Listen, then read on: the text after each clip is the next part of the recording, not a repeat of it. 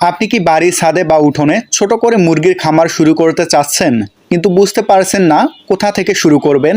আজকের ভিডিওতে আমি একদম জিরো থেকে হিরো হওয়ার কমপ্লিট গাইড দেব। একটি কথা মনে রাখবেন, প্রথমেই বড় খামার না করে 50-100টি মুরগি দিয়ে শুরু করুন। এতে আপনার ঝুঁকি কম থাকবে। মনে রাখবেন, প্রতিটি মুরগির জন্য অন্ততপক্ষে 1.5 স্কোয়ার ফিট জায়গা লাগে। ঘরটি এমনভাবে তৈরি করুন যেন পর্যাপ্ত পরিমাণ আলো বাতাস চলাচল করতে পারে। মুরগি পালনের 80% খরচ হয় খাবারে, তাই সঠিক গুণগত মানসম্পন্ন ভালো ব্র্যান্ডের খাবার ব্যবহার করুন। প্রতিদিন সকালে মুরগির বিষ্ঠা বা মল খেয়াল করুন, কারণ মুরগি যদি কোনো রোগে আক্রান্ত হয় তাহলে তার মল বা পায়খানা দেখেই আগেই রোগ সম্পর্কে ধারণা পাওয়া যায় এবং সে অনুযায়ী চিকিৎসা করলে মুরগির মর্টালিটি হওয়ার চান্স খুবই কম থাকে।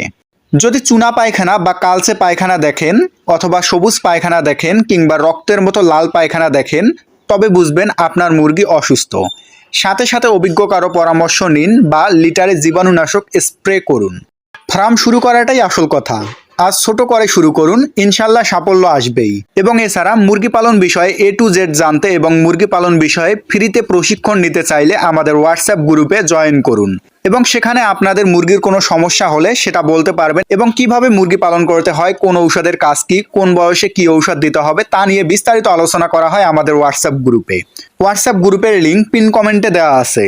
পিন কমেন্টে দেওয়া লিঙ্কে ক্লিক করে আমাদের হোয়াটসঅ্যাপ গ্রুপে জয়েন হয়ে নিন। একদম ফ্রিতে প্রশিক্ষণ নিয়ে আপনিও হয়ে উঠুন একজন সফল উদ্যোক্তা।